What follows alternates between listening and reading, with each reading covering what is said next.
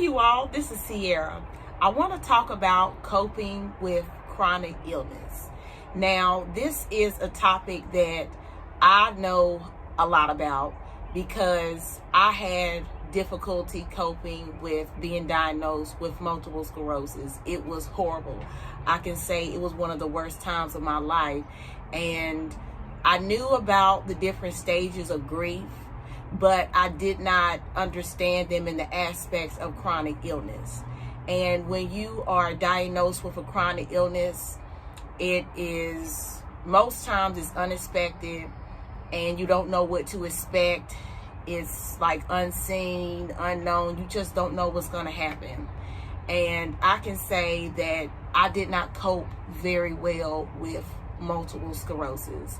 And I want to talk to you about that because people see me now and I'm doing public speaking and I have this YouTube channel and I'm just out in the community volunteering, engaging, and trying to be active, but it took me a long time to even get to this point.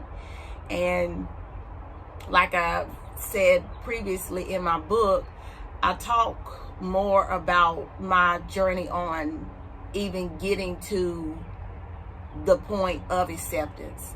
The first stage that I went through, I knew something was going on with me, right? And just like something went on with you. This is for the people who have been diagnosed with MS recently, or you've been living with it for a while. You already knew that something was going on with your body, but somehow you was thinking that, okay, I hope it's not as serious as it seems, right? I'm having this numbness here. I'm having some mobility challenges. I'm having some vision issues. Whatever's going on with you, you knew something was going on. But once you got that diagnosis, how did you feel? Tell me. Just tell me right now. It's just me and you here. How did you feel? I know how I felt. I was in denial. I said, oh, no, even though I'm feeling these symptoms, that is not right.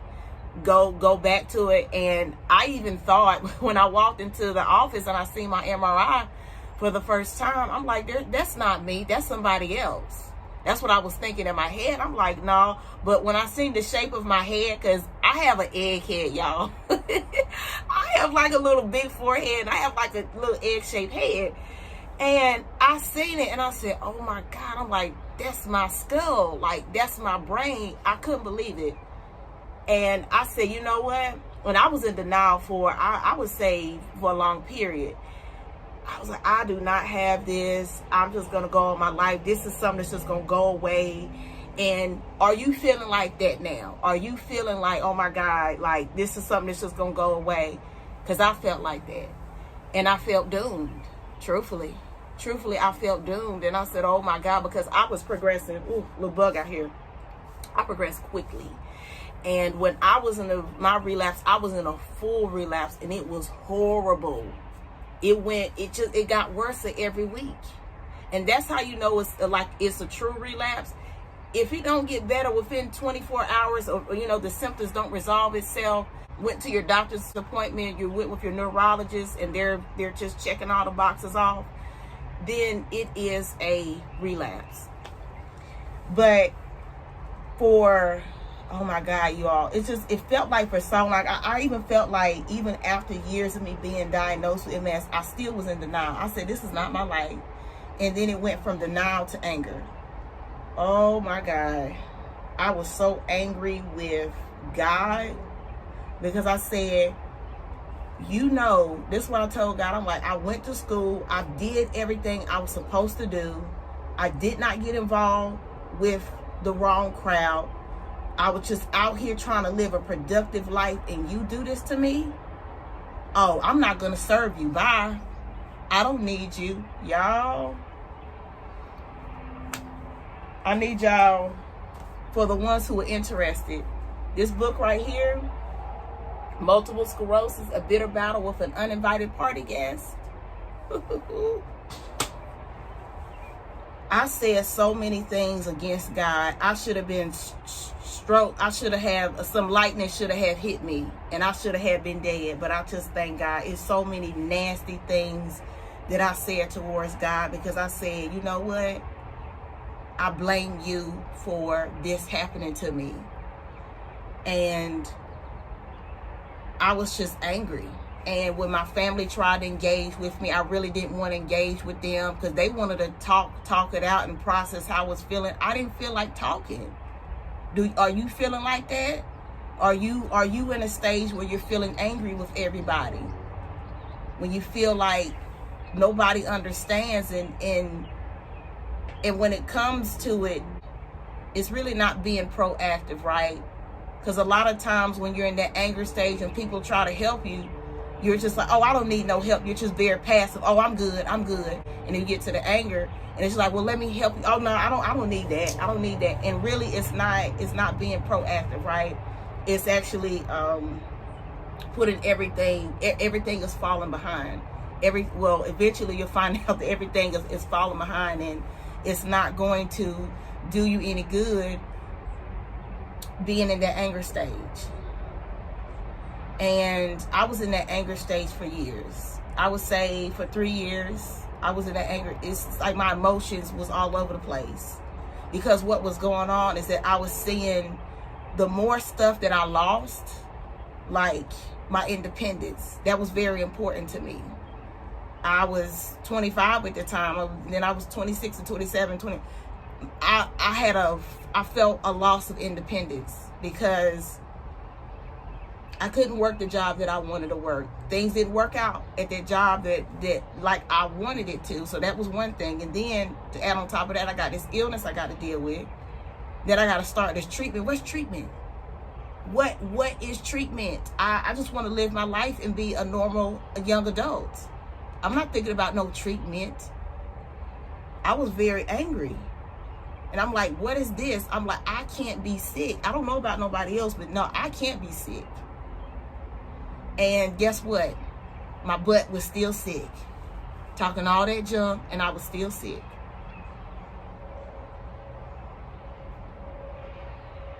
And I got angry looking at other people's lives too. Let me tell you all this. Well, I'll say that to the end of this conversation. But I was angry, and I looked at other people's lives, and I felt like a loss of independence, a loss of self, a loss of who I wanted to be.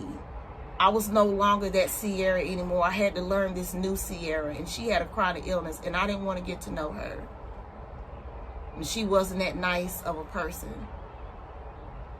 She was bitter, and she was angry at the world, and especially angry with God. And then my heart tried to soften a little bit, so I went to this bargaining phase. And I was like, okay, God, I know I messed up, but if I serve you, and if I do everything right, if I take my medication, if I just get everything together, I won't have to worry about having any more multiple sclerosis symptoms. I'm going to be good. If I exercise, if I eat right, I'm going to be fine. This is all going to disappear. Everything's going to go away. I'm going to get a job. I'm going to get that house. I'm going to get a car that I want. Everything is going to disappear. And so I found myself trying to do everything in order, and I'm checking off the box like, oh, I did this today. Check. Can you change my life now, Lord? Oh, I did this today. Oh, can you change my life today? It was like I did this, so can you do this? And it just became a thing where I was doing it because I was expecting my life to change. And you may be in that bargaining phase right now, and you say, Sierra, where bargaining stage right now, where I'm just trying to do whatever I can to make things get better, hoping that if I do this, then that my life will come back to normal. And I'm sorry to say, it's not going to be, your life is not going to be what it was before. But there's hope. Just wait a second. Y'all still with me? Wait a second, okay? Just wait a second. Then when I found out that my life was different, it was never going to be the same, I went through the stage of depression. You just gotten diagnosed with a chronic illness, of course, that having feelings of just feeling sad and just hurt and you just don't know what to do, those are normal feelings after you've been diagnosed. I don't think anybody who's been diagnosed with a chronic illness is like, oh, I'm happy, all right. No, we're gonna be like, what the hell, like what happened here, When I found out my life was not gonna change and I was going to have to adjust my life, I went downhill quickly. Some people, they need additional support to make it. You shouldn't be ashamed to go to therapy or seek counseling, whether it's spiritual counseling from your church or whether it's you just going to a counselor. You shouldn't feel afraid or embarrassed about getting help for yourself if you need it. That's a side note. I went through depression, and in my book, I wouldn't call it depression because I was more focused on the process, right, of how my mind was and how my thinking was. But there was just some rough moments, you all, and of course I have them in my book and I talk about it. I didn't take care of myself physically, mentally, or emotionally. I just stayed in the bed, the couch. And my mother had moments, she was like, Sierra, you need to get up, you need to wash up, you need to take care of yourself. Those wasn't proud moments, you all. Those were devastating moments for me. And let me ask, are you in that phase right now where you are going through depression? Where you are going through, if you don't like to call it depression, when you're going through a period of sadness because you're trying to adjust to your new life. Are you in that phase now? Let me know. Say, well, Sierra, I'm in that phase right now. Okay. I understand. But let me ask you this. If you are in this stage right now, do you desire to be in that stage?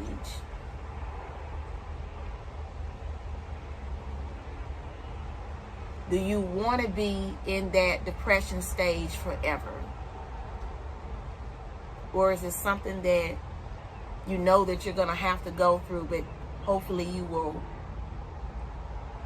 overcome and get to the point where you can cope better?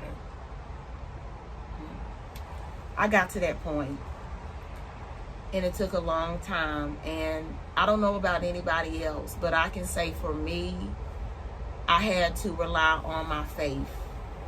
And considering that I turned my back on God and I was angry with him, and I am in the Christian faith, I had to do a lot of repenting. But God is so gracious that he forgave me. And my mother encouraged me to, and I write this in my book, but I want to share with you all. She started encouraging me to listen to Dr. Charles Stanley Ministries, In Touch Ministries. He passed away a few weeks ago. The Lord took him home. He did a great job spreading the gospel of Jesus Christ. Also, he did a wonderful job with informing believers the importance of having a personal relationship with God. Because that's what I developed through listening to his ministry, and it changed my life. And there was a sermon in particular that I listened to that changed my life forever, and I have it in my book. God bless him. But I had to repent, and once I done that, my mind started opening up more. And my mother, she said, Sierra, you need to start writing down what you're feeling, because she's noticed I had everything bottled up. Are you in that phase now where just everything is just bottled up and you don't know how to express yourself? Have you thought about journaling? Have you thought about just writing down your thoughts, even if it's just something like not feeling well today, doing this, doing that, maybe saying something that you're going to do on the weekend or something that you look forward to. Anything. Write down anything. Free your mind. Clear your mind. I got to sneeze. Excuse me. Excuse me, y'all. I will say this. When you write down stuff in your journal and stuff, this is a side note. Just be careful who you have it around. Just have a little area that is safe. All right, that you trust to put your little stuff in, put your writings in. But I would say this, when I started journaling, it opened up my mind to understanding that everything was going to be okay. And there were so many good things that my mother did and instilled in me during that time. I thank God for it. So I started slowly working my way into the acceptance phase when I started journaling and I started processing my feelings. I'm not feeling that well today. I'm feeling okay. And then I started making it more positive and positive. I started praying. I started meditating more. And I started saying, what are some things that I can do to not change my situation, but help better adjust to my situation? And then I started just seeing all these people and being reminded that I needed to be grateful. And there was other people that was in worse situations than me. And once I seen that I wasn't the only one going through challenges, it made a difference. It made a difference in my life. And slowly but surely I wanted to change, but I was still a butthead, y'all. I had to release. I had to let go, you all. I had to let go. And also too, this is a side note, I don't know if you're prideful, but I was very prideful. I was a very prideful person. And I didn't like asking for help. I didn't like people knowing my weaknesses. I didn't like anything that had to do with me being exposed. But thank God, God allowed me to expose myself in my book, in my memoir. And you know what? There's so much freedom to that. Because we're only up here for a short period of time, you all, on this earth. How are you going to, whose lives are you going to impact? Are you going to change, right? Who are you going to help get to the point where they can find their purpose, where they know their purpose, where they can discover their purpose? Because that's what it's about, you all. It's about uplifting each other. It's about motivating each other. Forget about trying to be number one, right? Competition is something that will destroy you.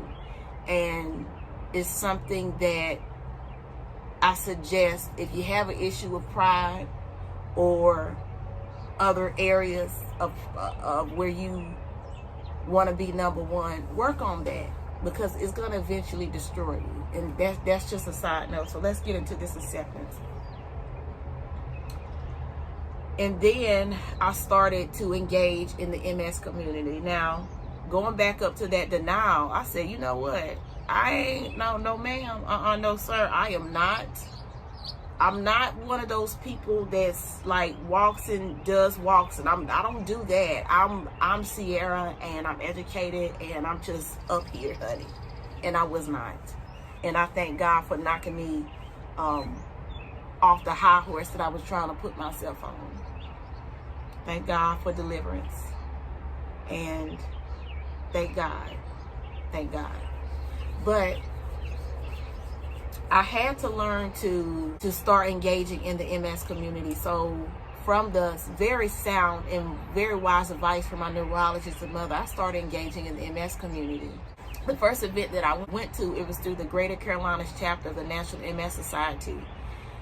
And it was an African-American conference for African-Americans living with multiple sclerosis. It was in Raleigh, North Carolina in 2019. From there, I met people and met wonderful MS warriors, heard amazing stories. And from there, I started engaging and volunteering. Now, my mother has always taught me and my sister the importance of serving people. And she's so right. You serve people without expecting anything in return. You just do it to sow a seed. And I have been volunteering for years with my mother, who has always done community service and community work throughout the years. And it was amazing to just be engaged in the community. And when I seen all those amazing faces, I mean, it brought tears to my eyes in the sea of orange. I said, thank you, Lord, I have found my purpose. And I said, if I have an opportunity to share my story with others and to help people to find their purpose and discover that they are somebody and work on themselves from the inside out, God, I would do it. And I told the Lord, I said, if I have an opportunity to help people not feel like how I felt, lonely, rejected, I just felt so low. I said, I will serve you, God. Please give me an opportunity. And God has been so gracious to me. He has allowed me to write my book, Multiple Sclerosis, a bitter battle with an uninvited party guest. He's allowed me to go on TV, which I never thought I would do, and talk about my story, talk about the importance of engaging in the community. He's allowed people leaders from the MS Society to come to me and ask me to do speaking engagements, ask me to join the council. And I've met some amazing people in the National Multiple Sclerosis Society. And I'm just so grateful. I lost everything to gain everything. So if you are in that phase of acceptance, and I would tell you this, it's not a thing where I'm accepting like, whoa, I'm sick. I'm like, no, I know what God told me, because God gave me a promise about my healing. And I know what God told me. And I have MS symptoms, right? But I'm not going to let them get me down. I may have to switch over my treatment, but I'm not going to let that get me down. I have this built resilience, right? And you will get to that point too if you're not already there. Just keep on trying, Don't give up, you all. You all are going to have built resilience too. And that built resilience is going to come from you being willing to face your challenges. Face the pain. And emerge more resilient than ever. Right? So I don't want you to look at your illness as this is a punishment. I want you to look at your illness as an opportunity to help others and as a testament to how good God is, how faithful God is. This is a chronic illness that can be devastating and has all kinds of stages and severity levels to it. But I want you to look around, start engaging in your local communities. If you look on the National Multiple Sclerosis Society, they have a tab that says resources and support. You'll learn about the different online communities, the local support groups, the MS navigators, who I can say have helped me out so much. I've known people to receive medical equipment, cooling equipment as far as cooling vests from them, who has applied for home modifications. The National MS Society has a very good programs, resources, services for people in the community. Please get engaged. You also have the Multiple Sclerosis Foundation. And there's other organizations out here, you all, that are here to help you. The Momentum magazine with the National MS Society is actually award-winning. They have so many good articles in there that you can just pull from. There are resources in the community. And it's time for you, if you're to that point of acceptance, it's time for you to help yourself but help others. It's not for us to live alone and to be alone and not help others along the way.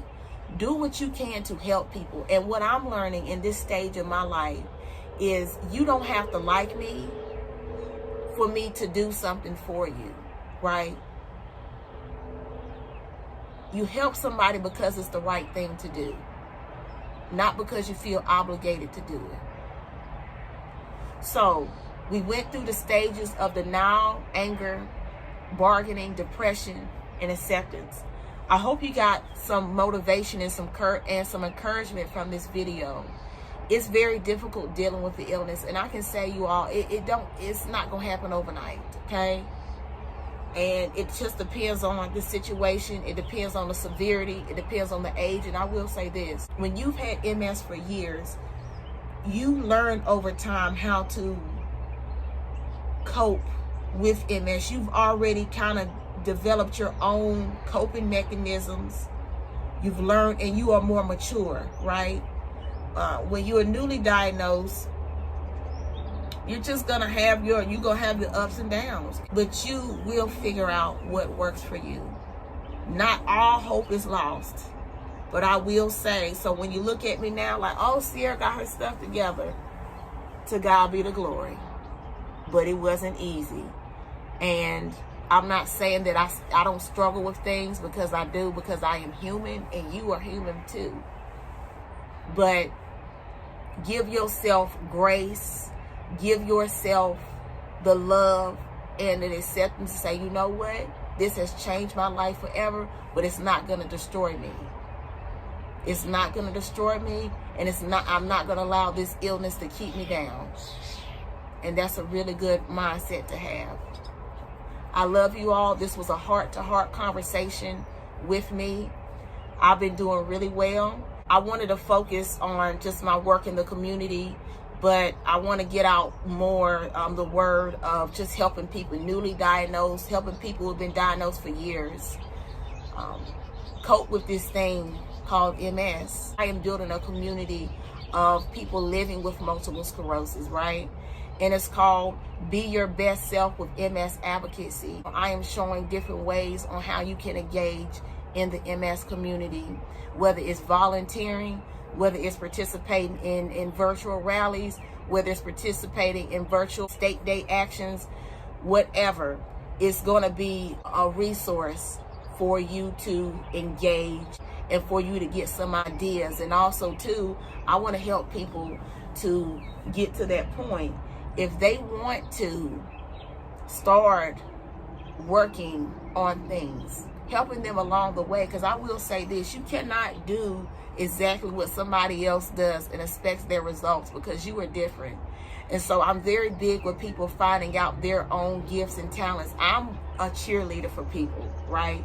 It's all about you being an individual and you sharing your story. How is your story going to impact the world? How do you plan on impacting the world? Please like, comment, and subscribe to my YouTube channel so we can just talk. We can talk. And please go on the National Multiple Sclerosis Society website to find out more about the resources, the programs, the services, the events that they offer. It's a really good website. And they do some amazing things in the MS community. And I hope you all, when you see this, you all will know that you are special, you are gifted, you are talented.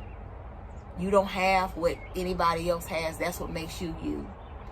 And I want you to have a blessed day. Whenever you see this, blessed evening, morning, whenever. Love y'all so much. I want y'all to be y'all best self. This is Sierra. I'm signing off. Bye-bye. Bye, y'all.